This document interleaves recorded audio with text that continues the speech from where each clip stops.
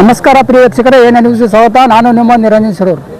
ಕಾರ ಹುಣ್ಣಿಮೆ ದಿನ ನಡೆಯಿತು ಹಿಂದೂಗಳ ಮೇಲೆ ಭಯಾನಕ ಹಲ್ಲೆ. ಕೈಯಲ್ಲಿ ಕುಡುಗೋಲು ಹಿಡಿದು ರಾಕ್ಷಸ ವರ್ತನೆಯನ್ನ ತೋರಿದ್ದಾರೆ.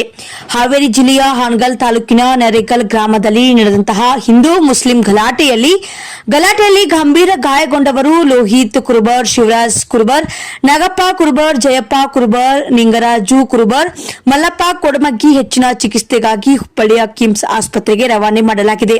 ಹಲ್ಲೆ ಮಾಡಿದವರು ಕಾಜ್ ಗೌಂಡಿ, ಬಾಷಾಸಾಬ್ ಗೌಂಡಿ, ಹಜರತ್ ಮತಗಟ್ಟಿ ಸೇರಿದಂತೆ ಸುಮಾರು 20ಕ್ಕೂ ಹೆಚ್ಚು ಮುಸ್ಲಿಮರಿಂದ ಮನಸೋ ಇಚ್ಛೆ ಹಲ್ಲೆಯಾಗಿದೆ.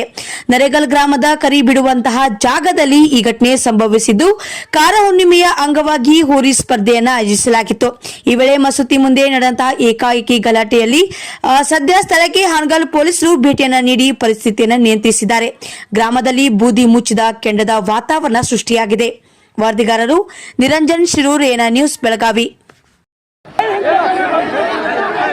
ಗ್ರಾಮದಲ್ಲಿ ಹಿಂದೂ ಮುಸ್ಲಿಂ ಗಲಾಟೆಯಲ್ಲಿ ಒಂದು ಹುಡುಗ ಮುಸ್ಲಿಂ ಹುಡುಗ 4 ಮಂದಿ